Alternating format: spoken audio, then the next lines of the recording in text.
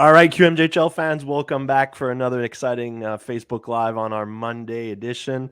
As you can see from your screen, today's guest is Moncton Wildcats defenseman Etienne Morin. So, Etienne, thanks for taking the time for joining us. No problem. Anytime. Where are you calling us from today? Moncton. I'm at my girlfriend's house, actually. Nice. Awesome.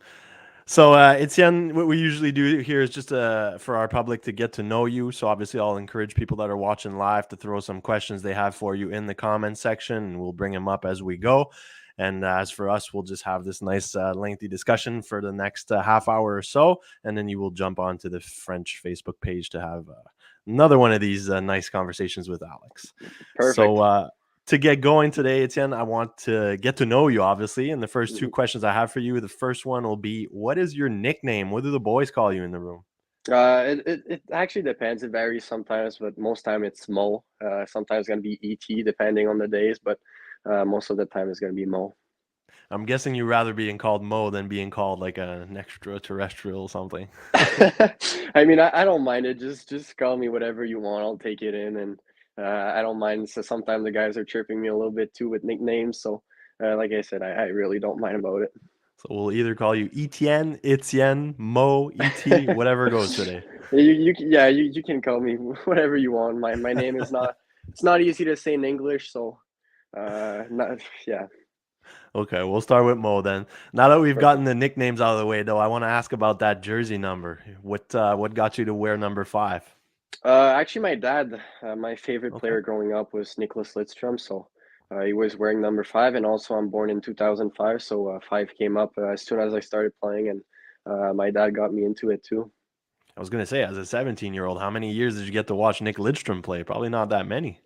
Yeah, I was really young. I'd say I remember probably 2 or 3 years seeing him play, because I think he retired in 2011, if I'm right. I'm not sure exactly. I don't know the statistic by heart, but yeah, I got to see him play a little bit, and just one of the greatest defensemen to ever touch the ice. So I was gonna say, obviously, not a bad choice to model your game after or to look up to as an idol. But I mean, what were some of the things that made you, look towards Nick Lidstrom's way in a sense? just his two-way defenseman, how good he was with the puck, and had a really good shot. And once again, he can be on the ice when there's 30 seconds left and they're down by one goal, or the opposite, when they're up by one goal, he's gonna be on the ice there blocking shots. So. I was just trying to see how he was playing, and at the time I was more a defensive defenseman, so it was great to see him play. Obviously, for you asking me what I think about when I think about Nick Lidstrom, it's about poise. I mean, I remember some Mhm. shifts he would go out there for a full 2 minutes, not even look at the puck once. It was pretty unbelievable to watch, that's for sure. Yeah, but like I said, one of the greatest defensemen to ever touch the ice. So always a pleasure to watch him. Now, you were born and raised in Valleyfield, Quebec, which is about a 45-minute drive from Blainville. Were you a fan of the Armada growing up? Were you following any QMJHL teams at all? A little bit growing up. When I got some friends, I got drafted into the QMJHL. I started watching it more, but when I was young, I'm always focusing on the present day. So I wasn't watching a lot of QMJHL games, but of course, Blainville, I was going there sometimes because it was the closest, and junior hockey is still a good level of hockey. So always good to see higher players than you. For sure. And now yourself being in your sophomore season in the Q, you're getting closer and closer to your your NHL draft year. I'm sure you're fully aware of that, and that obviously got you an invite to this year's Kubota Top Prospects game that was played last week or the week before. I don't remember exactly. So I want to go back on that experience. Obviously, you got the chance to share the ice with the best in your age group from across Canada. So, what are your first thoughts on the Top Prospects game, and how did that go? Yeah, like you just mentioned, we were all the best players in North America together, so it was just a crazy experience just to get to see how fast the game is and how smooth it is. So, and playing with players like Connor Bedard was unbelievable. Just seeing what he's doing right now, beating all those records, it was an unbelievable experience. And that's I just pulled up the question we got from Brent Dayborn here, a longtime Monktons fan here.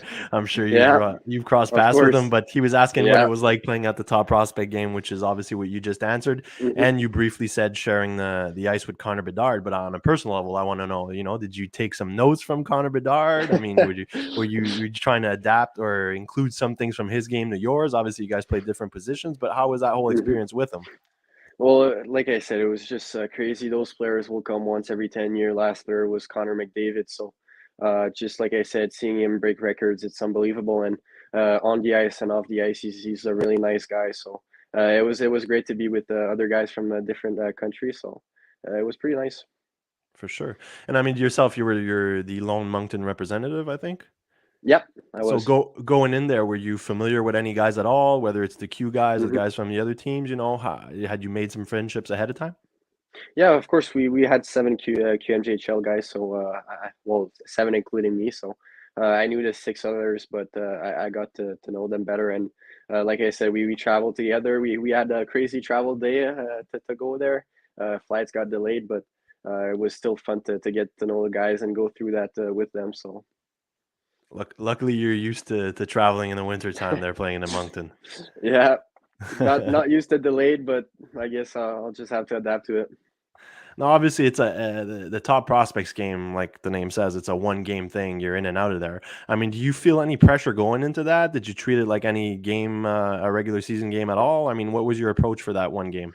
Honestly, I'm probably gonna say no pressure at all. Just trying to, like I mentioned earlier, just trying to go day by day and enjoying every bit of it. At the end of the day, hockey is there for fun. So if you put too much pressure or weight on your back, you're just gonna drown. And like I said, I'm just going day by day and trying to enjoy. Of course, you have a little bit of pressure knowing that you have all the scouts there and you're with the best players in North America. So of course, a Mhm. bit of pressure, but at the end of the day, like I said, just there to enjoy.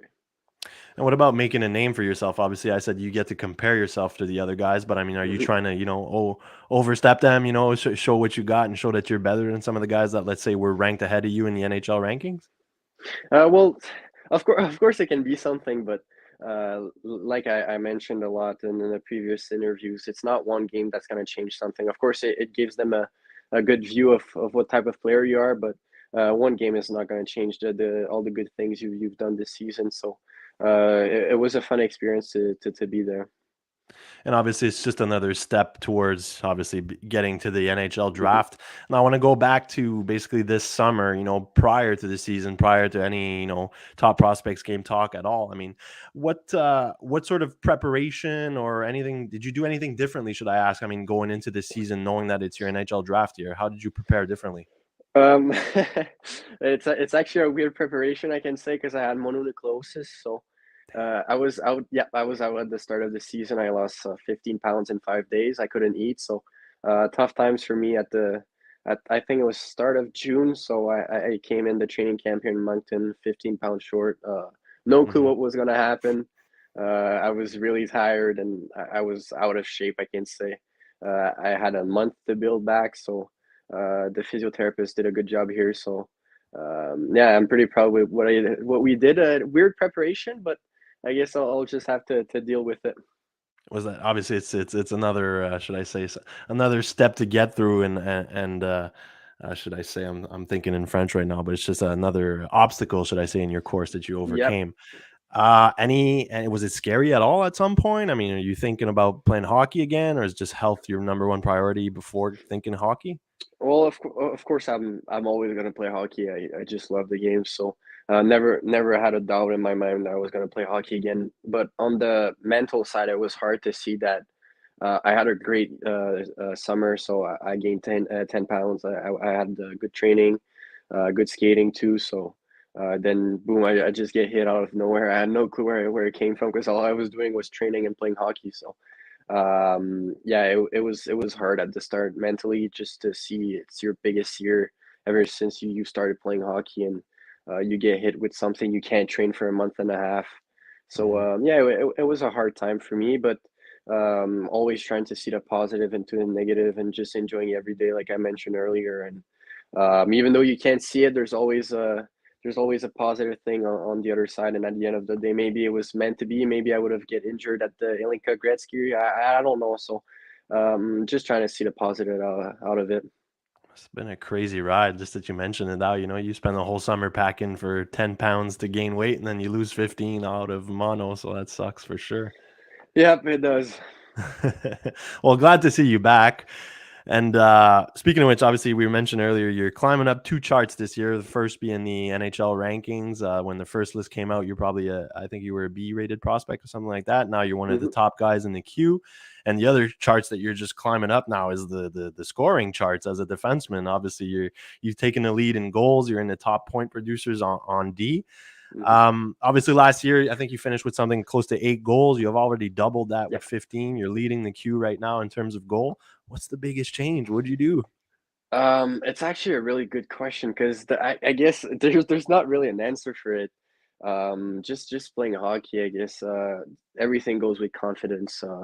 Of course, when you come in, you have to adapt to the play, and coming in as a 16 years old isn't always easy. You don't know what will happen.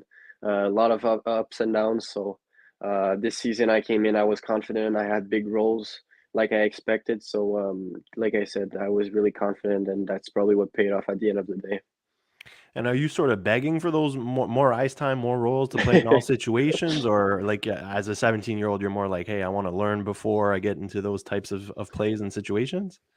Of course, I want to be on the ice every time I can be. So if they put me, I won't complain. I can't complain with the ice time I have right now. It's unbelievable. So I want to be, like I said about Nicholas Lidstrom, I want to be on the ice when there's 30 seconds left, but also when there's 30 seconds, but we're up by one. So like I said, I just want to go on the ice and play hockey.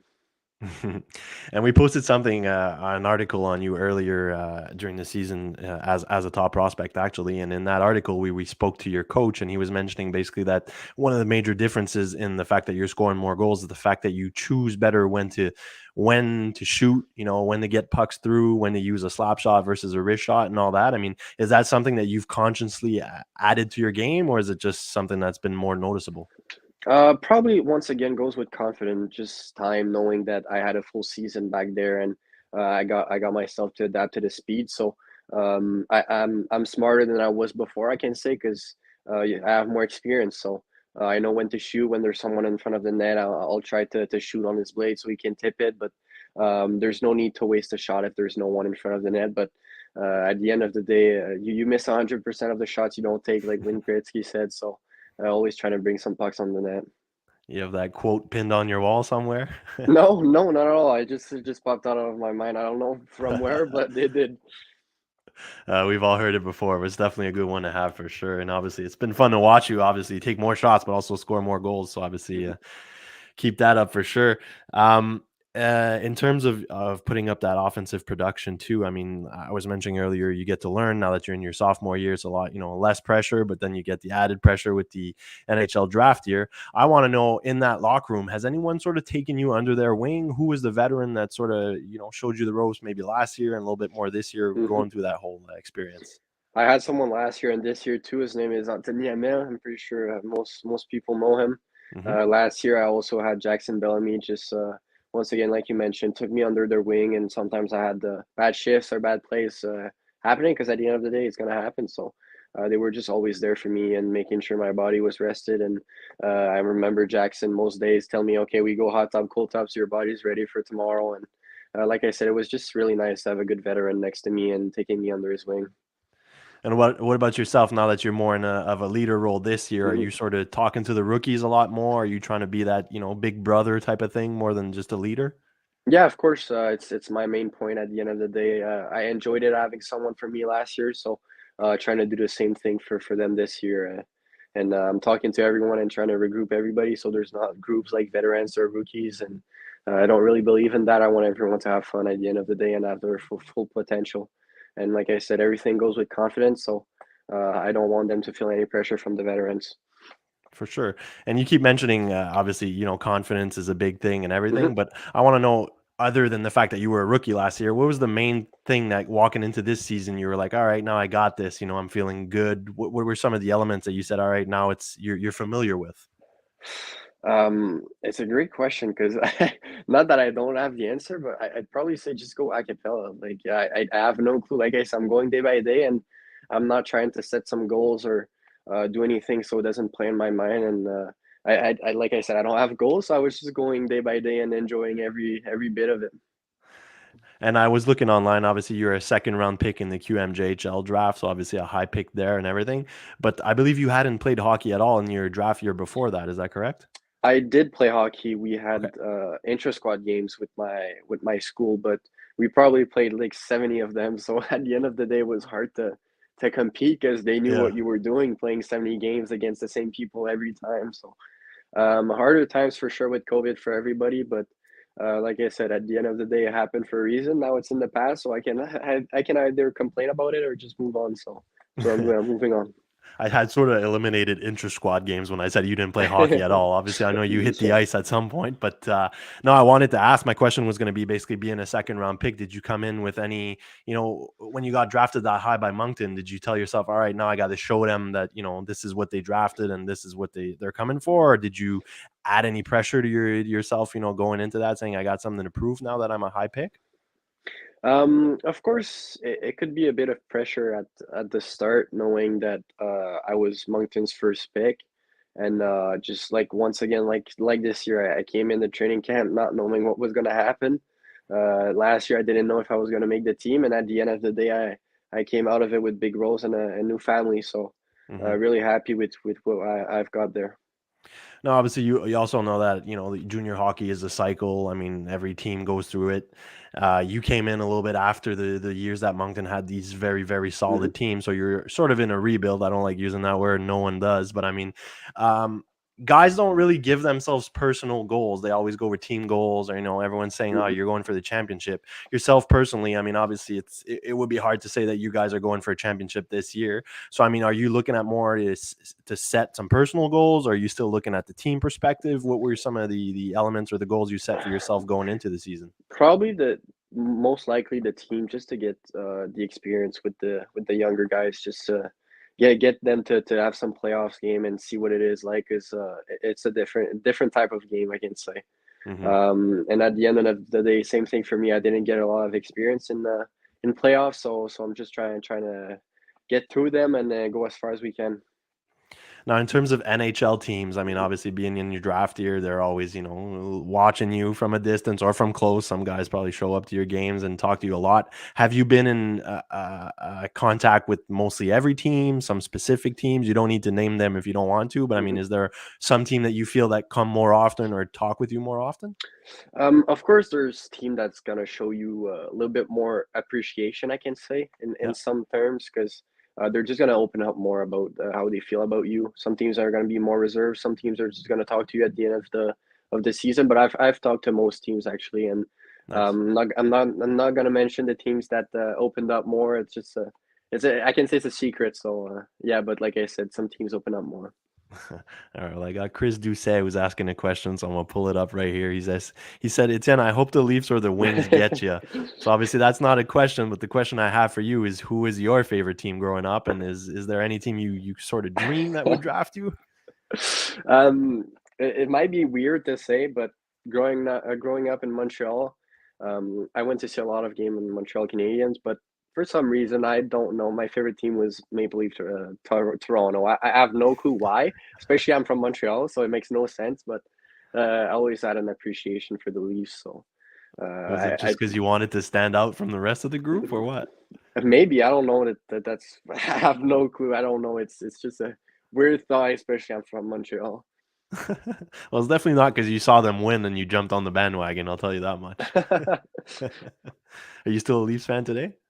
No, it switched 3 4 years ago once Kel McCarr got into Colorado. Hmm. Just admired the player, and ever since he first touched the ice, I remember him playing his first game in playoffs against Vegas, and he just scored 48 hours after he was called up. So ever since he did that, I just became a fan of him and of the team also, and then they won the Stanley Cup last year. So. So I'm guessing if my next question was, who do you model your game after? That's a pretty obvious one now, right? Yeah, of course I can model my game after Kel McCarr, but I'm pretty sure most defensemen will mention him just to see how agile he is on the blue line, and Yeah. he just have so much good edges and good vision. But also try to model my game after Markedo Vlasic. Hmm. Just his defensive play is unbelievable. His gap, his stick control at the defensive zone is unbelievable. So he's a player I'm also watching. It's crazy. He's not a name that people bring up, but then when you Yep. watch him play, he's so subtle in the little thing he Hmm. does right. It's amazing. Exactly. Awesome. Well, I mean, you're someone that you made Chris proud for sure, saying you're a Leafs fan because he hopes the Toronto drafts you. So now I want to get to know you a little bit more. Obviously, I was mentioning earlier we posted an article on the QMJHL website earlier talking about you, and in that article you mentioned that your dad was a baseball player. What was all that about? It's actually a good question. My dad was always a fan of hockey growing up. Couldn't play hockey for financial reasons, so Mhm. I guess he just got me into hockey, and it's one of the reasons why I'm just enjoying every day, knowing that he couldn't play, but I'm lucky enough to be able to play. It's just crazy just to think about it, and yeah, he was a baseball player, pretty good at it. Played junior major for a couple of years. I think it was four. Got an exceptional status, I can say. Was playing 15 when in junior. So Okay. also played baseball when I was growing up, but I was playing baseball, hockey, and soccer, and it just got too much at some point growing up, and I just fell in love with hockey ever since I touched the ice. So I picked hockey at the end of the I was gonna ask, were you a decent ball player at least? For sure, if you have it in your genes, it day. must help. It's a long time ago, so I don't remember. But yeah, probably I was a good a baseball player. I had good genetics, and my dad was always there to push me and make sure I enjoy my time. So I should probably ask him, and he's probably watching right now. But I should ask him after if I was a good baseball player. Well, hi, Mo's dad. So you said he was a pitcher, right? Yeah, he Nice, was. nice, nice. What about yourself? Any other sports you were excelling at? You said you were playing soccer and all that. I mean, did you have to choose to stick to hockey full time at some point? Yep, I did have to choose. It was just becoming too much. I was playing non-competitive way soccer and baseball, so I was just playing in the small leagues like Timbits when you're young. So, but when it became competitive and I had summer hockey at the end of the day, I just pick hockey. Like I said, I just love the game ever since I've touched the ice. So, I had to pick between the three of them, and it was no doubt I was going to pick hockey. You want us to share a laugh? Look at the comment I'm bringing up right now. that's that's Etienne's dad, who's of course he's watching. That's fun. But we've got Brent who was asking another question earlier too, Mhm. which is asking, what's your pregame routine? Do you have anything that sticks out of the ordinary? How do you get ready for those games? It might be weird, but I'm probably one of the few players that do not have a routine because, like I said once again, I don't want to have something, and if it doesn't go the right way, or if someone cuts me off or something, I don't want it to play in my mind. So, Yeah. I generally don't have a routine. It's weird to say. I'm just gonna do probably play some ball game soccer with the guys sometimes, depending on how I feel, or I'll do the warm up also. But I don't have something I do before every game. Just coming in and focusing, and if something happens, I can just adapt to it, and it doesn't play in my mind. What about a pregame meal? You have one of those? Not even, not Not even. even. No, You are a rare breed, that's for sure. I know it's weird to say, but it's like I said, it's not something that because I know when I was younger, I was thinking a little bit about it, and when it Yeah. wasn't working, I'm like, oh, should I change it? And it just start playing in my mind. But at the end of the day, you're gonna have up and downs, and you just have to adapt to it, or either you stay down or you go back up. So I'm just trying to enjoy every day. Please tell me you tape your stick the same way at least every game. um, Yeah, my blade, yes, but Okay. my yeah, it varies sometimes. I was gonna say, if you're I changing actually tape do. jobs and everything, that's crazy. You're a Yeah, wild breed for sure. I did change it a little bit. Actually, I get chirped a lot about my curve. I probably have the straightest curve you'll ever see. So, it's I think I'm pretty sure it's worse than Patrick Kane, or it's Patrick Kane. It's the straight curve. It's yeah, Crosby and Crosby had a pretty straight one. it's more straight than Crosby. I'm pretty sure. God, And okay, so you are old school. yeah, the guys are always telling me I don't know if he's playing if he's a lefty or righty because it's just so straight. So yeah, guys are chirping me about it, but I don't mind You got the Bobby Orr curve on your stick there. it. That's pretty wild for sure. So we got 1 or 2 minutes left. So what I'll do is I just want to get to know you, get the teammates and everything. So we'll ask just some general questions. So who's the locker room DJ over there in Moncton? Once again, it can vary, but it will go with Anthony Amel. once again, like I said, he's a great leader and took me under his wing last year. So, really nice guy to be around, and he's such a nice guy just off and on the ice. It's so funny to be with him every day. He's just enjoying it. So, yeah, like I said, he's a really good leader for not only for me but for most guys on our team. I mean, now that we got the DJ out of the way, that was my next question. Who's the class clown? Who's the funny guy in the locker room that keeps the boys loose? Well, it can actually vary. I probably go with Alex Mercier. Okay. Once again, ML is pretty funny what he does too, but Mercier is just up there. It's just he's coming every day and just enjoying it. It's just so funny to see him. And like I said, we have a great group here. Yeah. We're gonna have up and downs, but at the end of the day, all that matters is if we have fun together. So Mercier is definitely one of the guy that's making everyone here enjoying every day. And you said you don't have any pregame routines, but who has the weirdest ones? Now's the time to call them out. Oof, that's a really hard question. Usually it's goalies, but some goalies these days are just straight up normal. They don't have any. It's not something I watch guys having pregame routines. Maybe I can probably say some guys. It's called flex all. It's something you put on your legs. It's Yeah. how can I say? It's not spicy, but it makes your legs go warm a lot and activate them. Yeah. So there's I'm not gonna mention the guy, but there's a guy on our team that does it before practice, before game, before like almost every time. So yeah, that can be weird, or yeah, it's just little details like that I notice. But except that, I don't really pay attention. I just focus on my side of things. I was gonna say if he's throwing Flex all on all the time, then he must. That's his new cologne for sure, because that Yeah, smells a well, lot for sure. I know. Whenever I just want to come in for a stretch, it smells so bad. My eyes are starting to cry a little bit. So yeah, it smells bad, but No need for smelling salts. Just follow that guy. yeah, exactly. All right, Mo. That's all we had for you. So thanks for taking the time. Obviously, best of luck with the rest of the season with your NHL draft year. Obviously, we're wishing you we're behind you and we wish you the best of luck. So again, thanks and thanks for the great interview. Perfect. Thank you for your time. Awesome. Thanks.